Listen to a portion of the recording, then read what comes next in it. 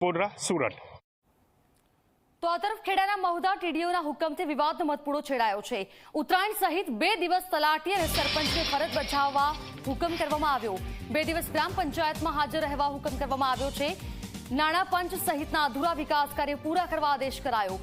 ઉત્તરાયણે સાંજે 4 વાગ્યા સુધી સ્થળ પરથી ફોટો અપલોડ કરવા હુકમ કરાયો। વિવાદિત હુકમના પગલે સરપંચ અને તલાટીઓમાં ભારે રોષ ફેલાયો છે।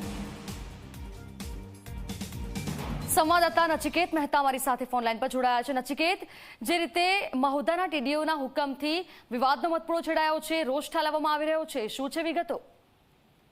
ચોક્કસથી જરા જો વાત કરવા જઈએ તો આજે જે 13 તારીખ છે અને બીજો શનિવાર છે। બીજો શનિવાર સરકારી જે રજા હોય છે અને આવતીકાલે જે મકર સંક્રાંતિ 14મી જાન્યુઆરીને લઈને સરકારી જે રજા હોય છે, જાહેર રજા, તેને જે લઈ અને જે મહુધાના ટીડીઓ તરફથી એક પરિપત્ર બહાર પાડવામાં આવ્યો છે। જે પરિપત્રમાં જે ઉલ્લેખ કરવામાં આવ્યો છે કે જે બંને રજાઓ છે તે રજાના દરમિયાન પણ ગામ જે પંચાયતમાં હાજર રહેવાનો હુકમ કરવામાં આવ્યો છે અને જે અધૂરા કામો છે, નાણાં પંચના જે કામો છે 2023-24ના, એ પૂરા કરવા માટેનો આદેશ કરવામાં આવ્યો છે।